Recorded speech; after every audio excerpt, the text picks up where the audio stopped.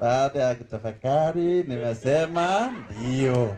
Sisi sote ni wapita njia. Ulimwengu ni mahali tunapita na mbinguni ndiko makazi yetu yaliko. Hii leo katika makala maalum naangazia maisha na huduma ya Padri Alois Cheruiyot Bet. Mimi ni Elizabeth Ondieki.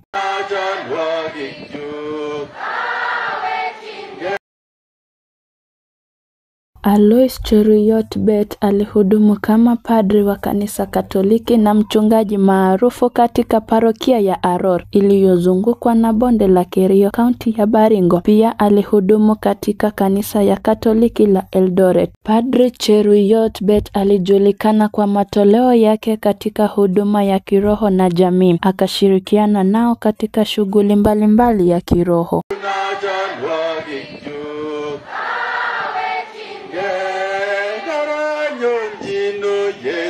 Aliendeleza mchango wake wa kiroho katika eneo la bonde la Kerio na akaleta mahusiano mema miongoni mwa Wakristo wa eneo hilo. Kifo chake Bet kilileta simanzi kubwa na kuacha jamii yake na kanisa Katoliki la Eldoret mdomo wazi, kwani aliuawa kikatili mnamo Mei mwaka wa 2025 katika eneo la bonde la Kerio.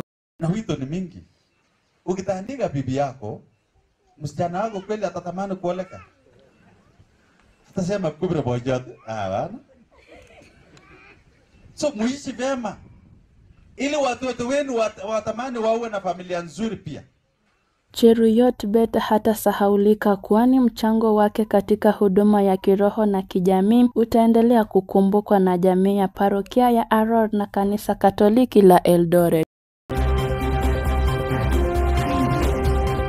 Zidi kufuatilia makala yetu na maneno mengi katika channel yetu ya Nyanza Star. Mimi ni Elizabeth Nyamoita. Hadi wakati mwingine, Mungu awe nawe.